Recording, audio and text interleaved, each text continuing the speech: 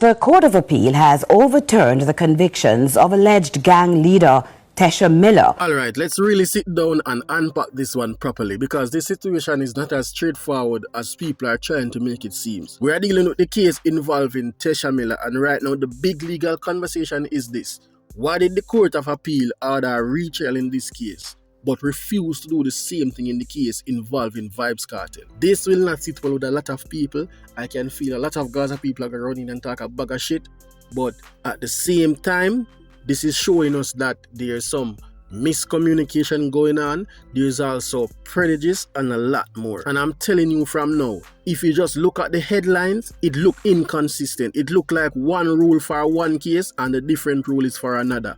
But when I really dig into it, it's more complicated than that though. Let's start from the surface level. Both cases are serious. Both involve murder-related matters. Both went through the Court of Appeal.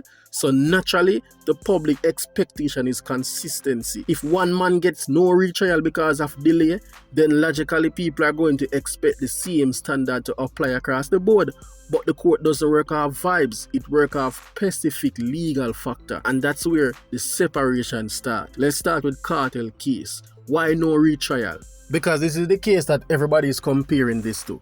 The Court of Appeal basically said a retrial would not be in the interest of justice. And they didn't just say that casually. They listed some serious issues. Firstly, a significant amount of time had passed since the original incident. Secondly, missing evidence. Some of the key exhibits that were used in the original trial gone, missing, can't be accounted for. So think about that for a second. How do you retry a case like that properly? If critical pieces of evidence are no longer available, that alone weakens the entire possibility of a fair retrial. The third thing is witness uncertainty. The prosecution could not confidently say that witness will still be available or willing to testify again, and that's a major part in it. Because if witness do not show up, or their memory fades, or their testimony changes, the entire case structures collapse. So when you combine all three, long delay, missing evidence, unreliable witness availability, the court basically said at this point, retrying this case would not produce a fair or reliable outcome. And that's why Kartel did not get a retrial. Press up the like button because this is getting serious. Now let's shift to Tesha Miller. Same court system, but completely different outcome. Here's the thing. The Court of Appeal said a retrial should happen. So now the real question is, what made this case different? See, the court had to decide one thing. Would a retrial serve the interest of justice, or would it violate Miller's right to a fair trial within a reasonable time? That's the balance. And that balance is not easy, because on one side you have the public interest. Serious crimes must be properly addressed, and on the other side, the right of the accused. No one should face an unfair trial. And of course, you would expect Miller's and his team would argue that there should be no retrial. Now let's slow this down and really understand Miller's position, because his argument is actually strong, in several areas. First, again like Vybz Kartel, the time gap. This killing had happened in 2008. We are now pushing close to 20 years, and Miller is basically saying, how am I supposed to defend myself properly after all this time? And honestly, that's a fair question, because think about your own life. Can you confidently state where you were on a random day 15, 20 years ago? Probably not. I have a brethren at work, and that man cannot remember what him eat yesterday. I guarantee you, if you ask him right now, bro, where you eat for breakfast, he can't tell you. And you cannot outwork him. Very good worker. But I don't know, upstairs come like in a work sometimes. Secondly, memory and evidence issue. He said he didn't keep track of his whereabouts at the time. Because why would he? Nobody expect to need an alibi for something that hasn't even become an issue yet. So now, years later, he's been asked to reconstruct his life from nearly 2 decades ago. That is very difficult. Think about it. Even if you want to call him, say, yo, I'm a criminal, and him do this and him do that, and him figure prison, all of that. But just think about it for a second. Wait, everybody do something wrong before now. Let's just say you steal something 10 years ago, and that incident caught up on you today. Do you think you can really remember the day they even steal a thing? This is the problem he's having right now. So whether or not he's part of the crime itself, naturally, it might take a while for him to even face it. Whereas if him indulge in so much negative activity for over a long period of time, you don't expect him to remember something when him do 18 years ago. That is difficult. Now the third thing is last supporting evidence. He mentioned that his phone was seized. So any chance of doing a current forensic analysis to support his location and communication at the time gone, because there's no phone. The fourth thing, missing witness. He said his mother could have supported his alibi, but she since passed away. So now a potential defense witness is permanently unavailable, and that directly affects his ability to defend himself naturally. That I can also understand, because if his mother did testify before and them have all those details, now they cannot use that information. So even if that details did kind of even secure him in a little essence, or even minimize his time, no, him not stand a chance. The fifth thing is financial pressure. Another trial means more legal costs, and according to him, he has already exhausted his resources. So now the argument becomes, is it fair to force someone into another expensive legal battle under these conditions? The sixth thing that they argue is that public perception and bias. This case has been in the public space for years, and that creates a risk. Potential jurors may already have their opinion. So for Miller's side, the argument is very clear. A retrial at this stage would not be fair. It would be oppressive. And he's very well right. Now use your 2 cents and do not come at me. I am not defending the man. If you understand anything about law, it's not even how right or wrong. It's what you can prove. And legally, this is really a messed up situation, because the government them should have at least fixed this long time. They should have secured this case. You are dealing with a high profile criminal at that. And you want to tell me say you messed that up, and the fact that he brought her to the Privy Council tells you something. In your back of your mind, him know him have a chance, right? People not got privy if them not know say something wrong, you know. Either the case of fuckery or them innocent.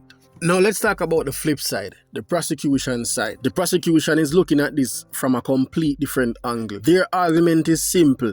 The evidence is strong, the case is serious, justice demands a proper trial. They are not focusing on delay as much. They are focusing on accountability, because from their perspective, if the case has merit, then it deserves to be heard again properly. Now, why did the court say yes? This is where everything separates from the cartel case. The court highlights these key differences. The main witness is still available.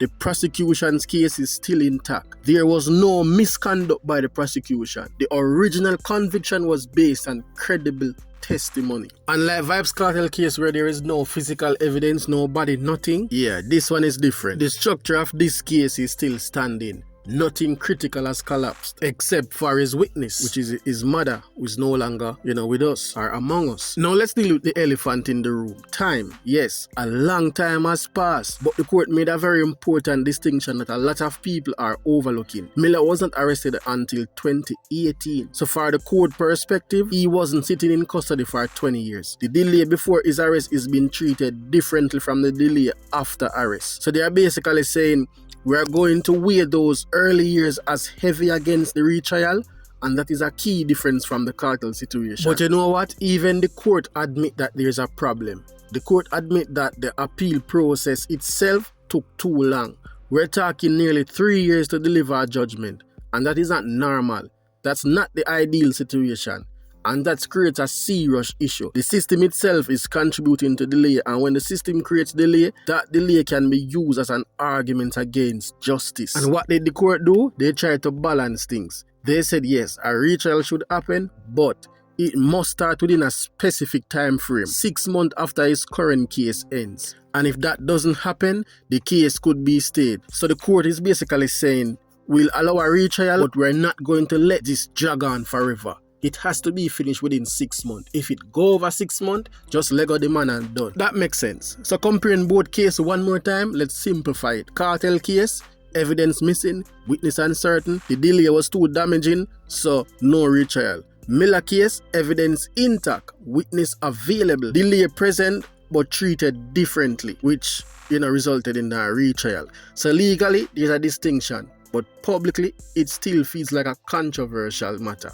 Hence the reason why so much people now are run with this narrative. A lot of persons out there are saying there is some form of prejudice. What did Vybz Kartel do? He had to do something for get this treatment. The man not do a thing, star. If you follow the entire case, there's a big distinction. And if y'all was paying attention, you will realize that the bigger issue here is actually the system. We're talking about delay. evidence handling, trial timeline. All of these factors are now influencing outcomes in major cases. So the question becomes, is the justice system losing control of its own timeline? Because when a case takes this long, justice starts to compete with practicality. In the meantime, Miller's team, our legal team, is planning to take this to the Judicial Committee of the Privy Council. And this is where things could change again, because historically, delay has been a powerful argument at that level. So there is a real possibility that the retrial could overturn, or the court could say it's simple too late. So yeah, when you step back and look at everything, you can understand both sides. You can understand why the court said this case is serious, we need a retrial, but at the same time, you can also understand the concern that retrying a case nearly 20 years later may not be fair. Leave your thoughts in the comment section, hit the like button if you like video like this, and subscribe. See you on the next one. Peace.